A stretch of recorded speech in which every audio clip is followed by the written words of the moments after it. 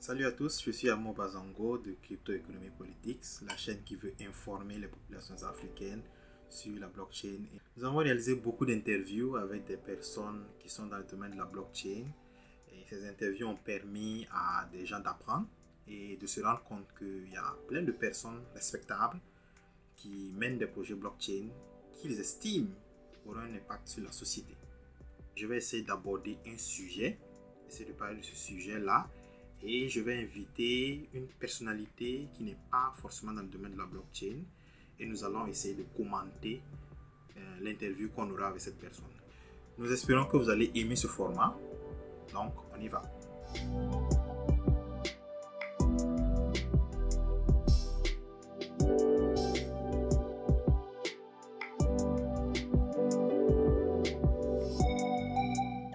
Aujourd'hui, je vais m'intéresser aux jeux vidéo.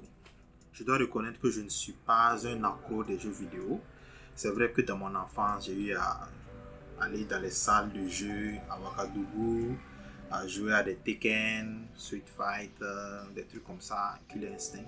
Mais je ne suis pas un accro. Mais le seul jeu que j'ai vraiment beaucoup aimé, c'est PES et FIFA. Pourquoi j'ai aimé PES, FIFA? C'est peut-être parce que c'est plus proche de la réalité. Peut-être bien. Mais plus je grandissais, plus en fait l'âme de gamer disparaissait. Et maintenant, quand je regarde les jeux vidéo, je vois l'aspect business des jeux vidéo. Et c'est très intéressant quand je regarde cet aspect business. Je vous donne quelques chiffres. En 2020, le marché des jeux vidéo a eu un revenu de plus de 6 milliards de dollars. C'est une augmentation de plus de 9% par rapport à 2019. Et ça, c'était dans le monde. Quand vous prenez la partie MEA, qui est Middle East and Africa, dans la partie où on a l'Afrique, cette zone, en fait, MEA compte pour autour de 3% du revenu mondial des jeux vidéo.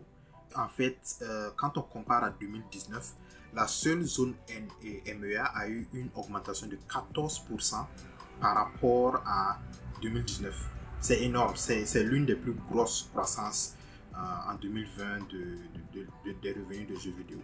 Donc d'aucuns diront que non, les jeux vidéo ce n'est pas dans la culture africaine, ce n'est pas dans la culture Middle East, ils ne jouent pas vraiment aux jeux vidéo. Erreur, c'est plutôt le contraire parce qu'il y a plus de 300 millions de gamers dans cette zone MEA, c'est pratiquement le même nombre qu'en Europe. Et le chiffre exact c'est 377 millions de gamers, c'est presque égal à l'Europe. Encore une fois, en 2019, il y a eu de 2019 à 2020, il y a eu une augmentation de plus de 8% du nombre de gamers dans la zone MEA. C'est énorme. Donc le message est clair, l'industrie du jeu vidéo, ce n'est pas que du jeu. Et il faut que les entreprises africaines trouvent un moyen de prendre une part dans ce gâteau gigantesque. C'est des milliards de dollars américains, il ne faut pas s'amuser. Et je me suis mis à chercher parmi les entreprises africaines laquelle essaie de prendre sa part. Et parmi les entreprises que j'ai trouvées, il y a quand même une qui, dans le monde francophone, qui est assez connue, c'est Kiro Games. Kiro Games, de Olivier Madiba. La première fois que j'ai entendu parler de Kiro, c'était avec le jeu Orion, l'héritage des Kori Odam, si je ne me trompe pas. Et voilà, c'était assez intéressant. C'était l'un des rares tech entrepreneurs au Cameroun qui était dans le domaine des jeux vidéo. Donc j'ai décidé de contacter Olivier Madiba, qui est le fondateur de Kiro Games, qui est devenu d'ailleurs Kiro World. On écoute Madiba se présenter. Je suis Madiba Olivier, le fondateur de Kiro Games. J'ai une licence en informatique de l'université de Yaoundé 1. Je suis un peu produit local, je suis papa marié, papa de 2 enfants et j'aime les chats. Kiro Games est le premier studio de création de jeux vidéo au Cameroun. Pourquoi est-ce qu'on fait des jeux vidéo en Afrique? Disons que la raison a évolué. Ça a commencé par de la pure passion, ensuite de l'envie d'amener de la culture africaine et de l'African Fantasy sur la table mondiale comme des passionnés. Aujourd'hui, on veut surtout réaliser des jeux qui peuvent régler de vrais problèmes tout en étant fun. Donc, nous créons le catalogue digital le plus inspirant d'Afrique et on pense qu'il y a un gros potentiel de ce côté-là. Alors, Orion, c'est effectivement le jeu qui nous a rendu célèbres. C'est le premier action RPG d'African Fantasy au monde sur PC. Le jeu a franchi la barre des 100 000 téléchargements dernièrement. Même si la petite ironie, c'est que c'est pas nous qui touchons l'essentiel de cet argent. Mais c'est un succès technique. Dans une certaine mesure, c'est aussi un succès puisqu'il a fait 100 000 téléchargements, mine de rien. Et aujourd'hui, le jeu PC continue sa route. Il est en train d'être porté sur PS4 et Xbox One par des partenaires, mais ça prend son temps. Et on est surtout concentré sur la version bande dessinée qui est disponible en couleur sur Amazon et Kindle et gratuitement en noir et blanc sur des liens que vous pouvez voir sur notre site web dédié à Orion. Voilà, donc c'est un univers cross-média en fait, sur lequel on est en train d'étendre, on est en train de chercher des partenaires pour des dessins animés, etc. Super, très heureux d'entendre Olivier Madiba. Je vous parlais tantôt de Orion, l'héritage des Kori-Odan, mais ça c'était avant. Récemment, le jeu de Kiro Games qui m'a beaucoup plu, c'était le responsable Boa. Et j'ai joué à ce jeu, très intéressant. À part le jeu lui-même, il y a quelque chose qui m'a beaucoup plu dans ce jeu, c'était l'utilisation en fait d'une monnaie virtuelle qu'on appelle le Nkap. Et j'ai automatiquement pensé à quelque chose, c'est-à-dire le Nkap en tant que crypto-monnaie qu'on peut acheter hors du jeu et l'utiliser à l'intérieur du jeu. C'est une idée que j'ai proposée à Olivier Madiba. On l'écoute sur cette question. Le responsable Mboa, c'est un jeu qui est beaucoup pensé pour l'Afrique, c'est-à-dire Orion est très pensé pour l'international au final. Le responsable Mboa, nous pensons que nous créons un des jeux qui va être un phénomène de toute une génération sur les 5-10 prochaines années parce que il va pour la première fois donner aux jeunes Africains de culture, on va dire francophone, une sorte de simulation de ce que pourrait être leur vie devant en fonction de leur choix. Ce qui n'a jamais été fait dans notre histoire depuis plusieurs siècles. Et l'idée derrière, c'est de faire le jeu vidéo le plus drôle d'Afrique, mais aussi le jeu vidéo le plus introspectif d'Afrique. Donc c'est une grosse analogie à notre société, à ce qu'elle a de bien et à ce qu'elle a de mauvais, et de nous mettre au contrôle de qu'est-ce qui se passe si je pousse tel choix et pas tel choix au fond. Alors, les crypto-monnaies, j'ai été très enthousiaste au début. Aujourd'hui, je les vois surtout comme de gros outils de spéculation parce que je ne vois pas encore la portée économique, mais je sais qu'elle est là. En fait, pour moi, les crypto-monnaies, c'est comme i5 et on n'a pas encore découvert Facebook. Voilà, donc ça fait son trend, ça peut marcher. En fait, c'est pourquoi ça sert, hein, des gens qui viennent parier, acheter, vendre, ça fait bien son boulot. Les monnaies virtuelles, la différence, c'est qu'effectivement, c'est des monnaies qui servent dans des mondes virtuels, dans des écosystèmes très clos, comme dans des jeux vidéo, comme dans des communautés. Voilà, nous, on est plus intéressés aujourd'hui à créer une monnaie virtuelle qu'une crypto-monnaie à tout prix. Même pour l'économie du monde, j'avoue que je pense plus à une monnaie virtuelle qu'à une crypto-monnaie. La grosse différence, c'est surtout sur la technologie blockchain, parce qu'il y a du mal à scaler sur la blockchain. Bon, alors je ne suis pas hyper expert, hein, j'ai peut-être encore les notions de base, peut-être ça a pas mal évolué depuis. Mais le contexte de synchroniser des milliers d'opérations sur chaque smartphone du réseau, ça pose des contraintes qui peuvent être pénibles. Donc dans le responsable Mboa, effectivement, il y a une monnaie virtuelle qui s'appelle un Nkap. Mais nous, en fait, on a une monnaie virtuelle qu'on va déclarer bientôt à la communauté, qui sera une monnaie qui pourra être utilisée dans tous nos jeux à la fois. Donc, vous aurez un jeu avec du Cap, un autre jeu avec des Yotas, mais il y aura une monnaie un peu comme dans les jeux où il y a la monnaie facile et la monnaie un peu compliquée qui permet de débloquer le jeu. Dans le Cap, aujourd'hui, c'est la monnaie facile, c'est la monnaie de l'univers Boa, mais il y aura une monnaie au-dessus qui vous permettra d'acheter des trucs plus vite, etc. Et ça permet de monétiser les jeux parce que c'est dessus que ceux qui veulent payer pour aller plus vite dans un jeu peuvent se lâcher. Alors, la crypto-monnaie par rapport à celle des jeux vidéo en Afrique, il n'y a pas vraiment de comparaison. il y a des aficionados de crypto-monnaie, les gens y voient effectivement un moyen de spéculer au final. Et voilà, maintenant les jeux vidéo ont un peu plus de marge, mais il faut faire des jeux vidéo qui parlent aux gens.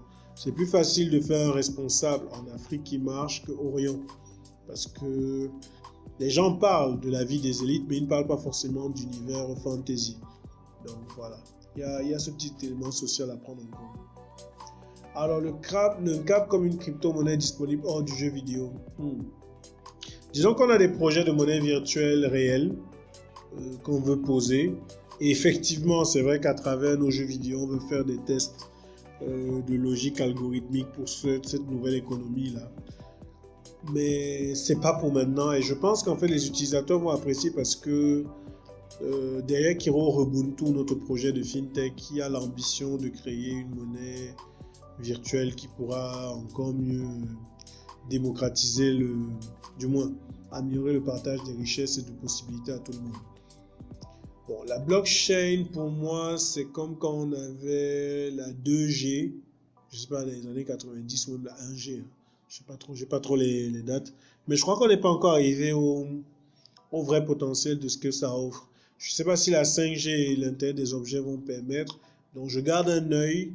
Mais je ne me considère pas, ou plutôt j'estime que Kiro a déjà assez de batailles pour aller être pionnier dessus. Donc on laisse ça évoluer et on viendra dessus le moment venu. On a déjà assez de challenges comme ça. Madiba dit on a déjà assez de batailles comme ça. Et c'est vrai, Madiba mise sur la concentration. Je pense que ça se comprend et on doit l'encourager pour cela. Parce que c'est quelque chose que beaucoup d'entrepreneurs africains ne font pas très souvent. Ils essaient de faire plein de choses à la fois. Mais lorsque vous avez déjà beaucoup de batailles et que vous vous focalisez sur cela, je pense que vous avez plus de chances de réussir. Mais la phrase qui me plaît le plus chez Madiba, c'est quand il dit « Les crypto-monnaies, c'est comme i5 et on n'a pas encore découvert Facebook ». Ça, c'est une très belle manière de voir le futur de la blockchain. Mais au moment de réaliser cette vidéo, il y a déjà plein de jeux vidéo sur la blockchain. D'ailleurs, je vous invite à aller sur playtoearn.net et vous allez voir que selon les blockchains, il y a déjà beaucoup de jeux vidéo qui existent. Et d'ailleurs, quand on parle de crypto-monnaie et jeux vidéo, l'un des jeux les plus populaires actuellement, ou disons la crypto-monnaie parce que c'est un peu lié quand on parle de blockchain, c'est Mana. Mana qui est une crypto-monnaie d'un monde virtuel qu'on appelle Decentraland. Mana est tellement populaire que Grayscale, qui est le gestionnaire de fonds, le plus grand gestionnaire de fonds sur la crypto, Grayscale a décidé de lancer un Trust Mana. Il faut noter que Grayscale a lancé plusieurs trusts un certain nombre de crypto-monnaies. C'est assez réduit. Et à l'intérieur, le plus grand trust en fait de Grayscale, c'est Bitcoin.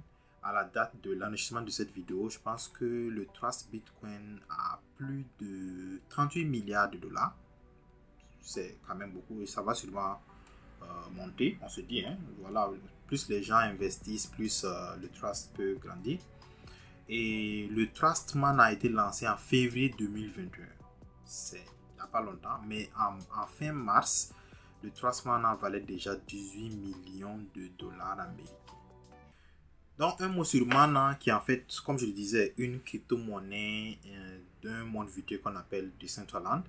Decentraland a une particularité, c'est un monde virtuel qui appartient à ses utilisateurs. C'est ça l'avantage de la blockchain. Et les promoteurs en fait de Decentraland ont créé leur monde virtuel avec 90 parcelles qu'ils ont mis aux enchères. Et les gens sont allés acheter en fait voilà, les parcelles. Il y a des gens qui ont payé des millions de dollars pour acheter les quelques parcelles qu'il y a sur Decentraland. Et c'est virtuel, hein? C'est virtuel. Et lorsque tu achètes en fait ces parcelles virtuelles, c'est comme une parcelle normale. C'est-à-dire que tu peux attendre que le prix de la parcelle augmente et tu peux revendre ta parcelle, ou bien tu peux construire en fait sur ta parcelle un bien, un estate donné, ou bien tu peux mettre en location. Tu peux faire ce que tu veux avec ta parcelle. C'est comme vraiment dans le monde réel. Et actuellement, il y a des gens qui construisent ces parcelles-là, qui construisent des musées, des universités, des salles de jeu dans ce monde virtuel. Je suis allé personnellement regarder des jeux. Je suis allé dans l'université Decentraland. Actuellement, l'université est vide, mais bon, il y a quelqu'un qui est en train de construire une université sur Decentraland. Très intéressant. Je suis allé dans une salle de jeu à Decentraland. C'est vraiment très intéressant d'aller regarder Decentraland comment c'est. Et ce qui est intéressant, c'est que tout ce que, en fait, vous voulez faire sur Decentraland, vous devez utiliser la monnaie, en fait, du monde virtuel. Et la monnaie du monde virtuel, c'est le mana. Donc, tout ce que tu veux faire, tu vas acheter une terre, une parcelle, tu peux même acheter carrément un immeuble, tu peux acheter des habits, tu peux acheter des biens, ok, et de l'immobilier, tout. Et ça, c'est avec des mana que tu peux le faire. En fait, le mot-clé que Madiba a mentionné et qui peut être lié à la blockchain, c'est le mot univers. Il y a ce qu'on appelle en fait le metaverse. Et le metaverse, en fait, c'est un univers qui est parallèle à l'univers réel, c'est-à-dire un univers qui est parallèle au monde réel et qui tente en fait d'offrir une expérience assez spéciale aux utilisateurs. Ouais. Et le mot parallèle ici, c'est très important parce que c'est un monde qui fonctionne en même temps que le monde réel. Par exemple, tu peux être dans le monde, dans le metaverse, acheter une pizza dans le metaverse et tu reçois en fait ta pizza dans le monde réel. Donc ça veut dire que ces deux mondes en fait fonctionnent ensemble. Il n'y a pas de, c'est pas dissocié comme dans French. Et voilà, tu pars d'un monde à l'autre. Non, ces deux mondes fonctionnent ensemble. Donc dans un metaverse en fait, la blockchain vient résoudre un problème assez spécial. C'est le problème de la propriété. Bon, les anglophones disent le ownership. Quelqu'un va me corriger si c'est pas juste. Quand tu achètes un terrain, par exemple, sur Decentraland, ou bien sur Axie Infinity, ou bien sur... il y a d'autres metaverses, hein, comme Somnium, il y a CryptoVoxels. Quand tu achètes des terrains là-bas, et que, par exemple, quand tu es hors de ces metaverses, et que tu veux prouver que ces terrains t'appartiennent, il faut en fait un mécanisme pour cela. Je pense que c'est le même problème qu'on a dans le monde réel. Supposons que tu es dans le monde réel, tu achètes une parcelle. Comment tu prouves que la parcelle vraiment t'appartient? Ou bien lorsque quelqu'un veut te vendre une parcelle et que la personne dit non, ça c'est ma parcelle, voilà. Comment je m'assure que cette personne est vraiment le propriétaire de la parcelle? Donc ça c'est le même problème en fait qui se retrouve au niveau du métaverse. Mais la différence c'est que, étant donné que c'est un métaverse, c'est-à-dire c'est un monde qui a été créé, on a plus de contrôle, c'est plus gérable. Et on peut contrôler ça plus. Mais dans le monde réel, c'est beaucoup plus complexe que ça. Dans le monde réel, il y a l'État, il y a les ministères, blablabla, il y a plein de trucs qui entrent en jeu. Mais dans un monde virtuel, les règles sont déjà là, c'est virtuel de toute façon, et on connaît les règles d'avance. Et il suffit seulement de posséder les parcelles en question, de les acheter. Et tu sais avec qui tu achètes, parce que la blockchain peut te permettre de vérifier que telle personne est vraiment le propriétaire de la parcelle, n'est-ce pas? Voilà, donc c'est un peu ça. Voilà, c'est quelque chose que vraiment la blockchain vient aider à résoudre. Mais il n'y a pas que les parcelles, il y a même tout ce qui est bien. Même comme je parlais des habits, je parlais de l'immobilier en général, tout ce qui est immobilier en général. Et les œuvres d'art, récemment les œuvres d'art sont assez populaires. Et en fait, plus globalement, c'est tout ce type d'actifs qu'on appelle en fait les NFT. Les NFT, c'est en anglais. Il n'y a pas de terme français pour ça, mais on dit non-fungible token, c'est NFT. Bon, en français, trouvez le mot que vous voulez. Mais moi, je dis NFT. On pourra faire une vidéo plus tard pour parler des NFT. Mais dans le monde virtuel, metaverse, vraiment, la blockchain vient résoudre le problème de la propriété des NFT. Et ça, c'est assez intéressant. Donc, vous prenez par exemple un exemple où vous avez plusieurs métaverses et vous avez des propriétés dans un métaverse que vous voulez transférer dans un autre métaverse. Vous voyez que c'est un problème qui est difficile à résoudre s'il n'y a pas de blockchain. C'est-à-dire si on ne peut pas vérifier en fait la propriété. Vous voyez, bien sûr, si on suppose que chaque métaverse peut être développé par des studios différents.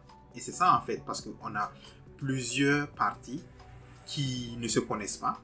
Mais il faut quand même trouver un moyen que ces parties-là communiquent entre elles. Et là, la blockchain joue un rôle très important ici. C'est pratiquement capital d'utiliser la blockchain pour cela. Pour vous donner un peu une idée, imaginez en fait Pro Evolution Soccer, c'est-à-dire PES, et FIFA. C'est-à-dire quand vous prenez ces deux entités-là, c'est comme du football. Voilà, imaginez que vous êtes dans un monde virtuel. Vous pouvez acheter les maillots de façon virtuelle. Vous pouvez acheter les joueurs de façon virtuelle. Vous pouvez acheter les terrains de foot, les tickets au stade. Vous pouvez acheter tout ça virtuellement. Vous pouvez carrément posséder le stade virtuellement. Et vous pouvez vous faire de l'argent virtuellement et transférer cet argent virtuel dans le monde réel.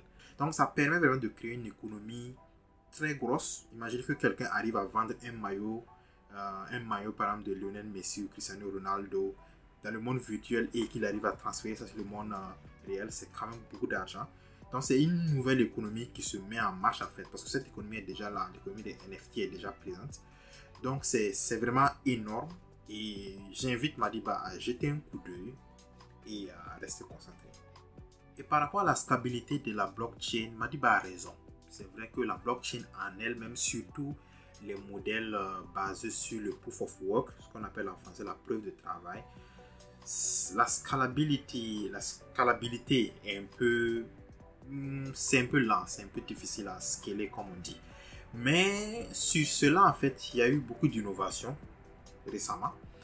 Par exemple, il y a les layer 2, on les appelle les layer 2, comme par exemple il y a Matic qui est une layer 2, c'est une blockchain layer 2 au-dessus en fait de Ethereum. Très intéressant. Il y a d'autres layer 2, je pense qu'il y a Optimism, des trucs comme ça qui apparaissent. Très intéressant à regarder. Ça permet vraiment de multiplier la vitesse de transaction au niveau de Ethereum. Il y a aussi les blockchains qui sont basées sur le proof of stake, voilà, parce qu'il y a le proof of work, la preuve de travail, il y a le proof of stake, POS, et il y a aussi ce qu'on appelle le proof of stake authority, c'est-à-dire c'est basé un peu sur d'autres mécanismes. On ne va pas entrer dans ces détails, mais il y a par exemple le Binance Smart Chain qui est carrément basé sur le proof of stake authority. En fait, ces blockchains-là ont prouvé que en fait, c'est possible, c'est très rapide, très scalable et juste que c'est pas assez décentralisé. C'est ça le problème. Mais bon, tant que c'est une blockchain, c'est une blockchain. Je pense que ces blockchains ont prouvé qu'on peut faire beaucoup de choses de façon très scalable, de façon très rapide. Et il faut vraiment jeter un coup d'œil sur ce qui se passe sur ces blockchains-là. Finalement, la remarque de Madiba sur la 5G était aussi très intéressante. C'est vrai que la 5G risque de révolutionner le monde des VR, des AR, c'est-à-dire les augmented reality, la réalité augmentée et la réalité virtuelle. Bon, les traductions là, vous allez m'aider pour ça. Je pense qu'avec la 5G, ça va vraiment booster en fait cette industrie là. Et ceux qui ont suivi Real Player One savent de quoi je parle. Donc, il faut jeter un coup d'œil. Je pense que sincèrement, les métaverses en fait vont bouleverser beaucoup Internet dans les années à venir. Il faut penser simplement réseaux sociaux. Vous voyez, quand les réseaux sociaux sont arrivés, c'était assez timide et à un moment donné, ça a pris un pic et les gens sont allés en masse vers les réseaux sociaux. Je pense que les métaverses, les mondes virtuels, les mondes parallèles en fait, risquent de bouleverser Internet de la même manière. Il y a beaucoup de gens qui commencent à entrer de plus en plus vers les métaverses, surtout ceux qui jouent déjà beaucoup aux jeux vidéo. J'ai mentionné tantôt qu'il y a déjà dans la zone MEA plus de 377 millions de personnes qui jouent aux jeux vidéo. Imaginez que ce groupe de personnes là, même que 10%, si 10% seulement entrent dans les métaverses comme Decentraland, vous voyez que c'est quelque chose qui peut exploser. Actuellement, c'est vrai que Decentraland, ils n'ont qu'autour de 12 000, un peu plus de 12 000, plus de 12 000, je pense sûrement ça a augmenté, 12 000 utilisateurs. Mais quand vous regardez, il y a des métaverses comme par exemple Roblox qui ont 32 millions d'utilisateurs. Quand vous regardez ça, vous voyez tout le potentiel des métaverses. Il y a des métaverses qui sont très populaires comme Fortnite. Fortnite est très populaire et si jamais les gars décident d'utiliser la blockchain, ils vont vraiment créer des économies énormes. Déjà, sans même la blockchain, c'est énorme comme économie, ce qui se passe à l'intérieur. Il y a des gens qui vivent pratiquement pratiquement dans le monde virtuel, qui travaillent dans le monde virtuel. Donc si on ajoute encore la blockchain pour sécuriser la propriété, je pense que ça va exploser et il faut regarder cette industrie de façon très sérieuse. C'est vrai, c'est la blockchain, c'est une industrie nouvelle, mais bon, Kiro Games, ils sont en train de faire le truc, ils ont des projets. Ce serait quand même bien de savoir ce que Kiro Games est en train de faire actuellement. Je pense qu'on va écouter Madiba pour qu'il nous parle un peu des projets de Kiro Games ou Kiro World. Alors, comme on a dit, on a une monnaie virtuelle qui va être partagée dans tout notre catalogue. C'était la grande ambition du studio, c'est-à-dire faire des jeux où vous pouvez gagner une monnaie.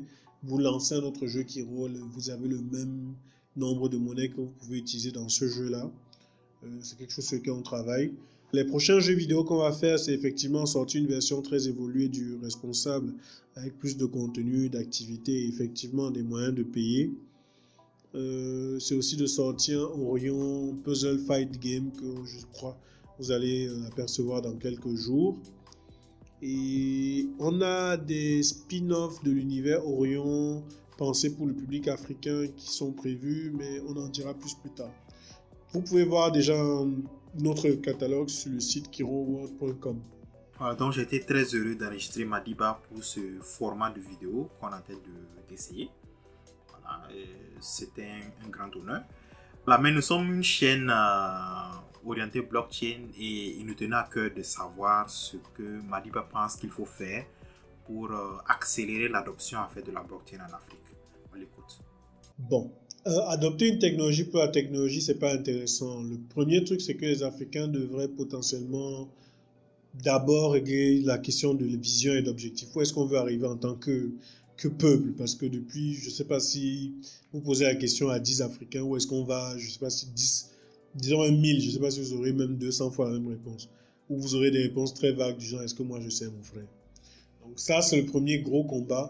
Maintenant, si je devais quand même donner une vision, la blockchain pour moi est intéressante sur des problèmes ciblés comme les documents de famille, c'est-à-dire je vois très bien un service de blockchain où une famille, les trucs comme les héritages, les titres fonciers, une famille est liée par une blockchain privée et effectivement, chaque fois qu'un document de famille est changé ou modifié, il est synchronisé automatiquement sur tous les membres du réseau. Donc ça assure qu'il n'y aura jamais de faux testaments et de faux, etc. Donc ça, c'est quelque chose d'assez intéressant qui, je pense, passerait en Afrique. Bon, après, maintenant, il faut voir comment rendre ça viable et autres. Le mot de la fin, c'est je dirais que si vous êtes un Africain ou même quelqu'un qui se bat aujourd'hui, qui essaye d'atteindre ses objectifs avec toutes les difficultés, on vous invite à venir dans notre communauté Kiro sur kiroworld.com parce que nous, en fait, on fait des jeux et des services qui vous feront toujours sourire même quand tout est dur autour de vous. Et on voudrait vous offrir ça, le catalogue le plus inspirant d'Afrique. Venez jouer à nos jeux vidéo pour rire, vous sentir inspiré, motivé pour votre vie et beaucoup rire aussi. Et venez aussi découvrir des services qui sont là pour vous aider pour les vrais problèmes, comme trouver du financement pour vos projets sur kiroubuntu.com. Voilà. Courage à vous et construisons l'Afrique comme vous. Wow, j'ai aimé le construisons l'Afrique qu'on veut que Madiba a lancé. Je pense que c'est une phrase qui va rester dans ma tête pendant très longtemps. Construisons l'Afrique qu'on veut. En même temps, Madiba a raison sur la question de la vision. Si on n'a pas une vision claire de ce que l'on veut, je ne pense pas qu'on sera capable de compétir avec les autres continents sur le plan de la technologie. Il faut vraiment qu'on sache ce qu'on veut en tant qu'Africain. Je pense que ça, c'est capital. Et il a vraiment dit, c'est très intéressant ce qu'il a dit dans cette portion d'interview. Et enfin, concernant en fait les applications ciblées, c'est des propositions très intéressantes. Je pense que c'est la première fois que j'entends quelqu'un proposer des applications privées. Très intéressant. Et ça peut vraiment permettre de résoudre des problèmes, et surtout dans nos familles africaines, où il y a des problèmes de cadastre. Le problème de cadastre est ressorti. Vous voyez, je parlais du cadastre. Et dans les autres interviews avec les acteurs de la blockchain, beaucoup de gens ont parlé de cadastre, que ce soit au Burkina Faso, Nigeria, Côte d'Ivoire. Les gens parlent de cadastre. C'est un problème central au niveau de l'Afrique.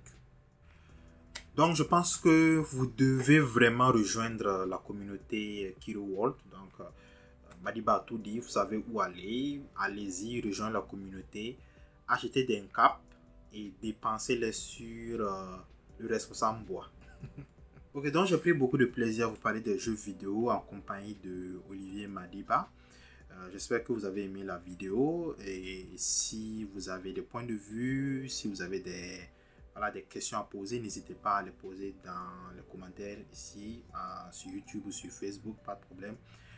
Laissez aussi vos likes parce que ça aide la chaîne et abonnez-vous parce que voilà, il y aura d'autres vidéos et ce sera bien que vous soyez informés des vidéos que l'on va faire de ce format-là ou des interviews avec d'autres personnes. Voilà, merci beaucoup. Et je pense qu'on va terminer comme Madiba, construisant l'Afrique qu'on veut.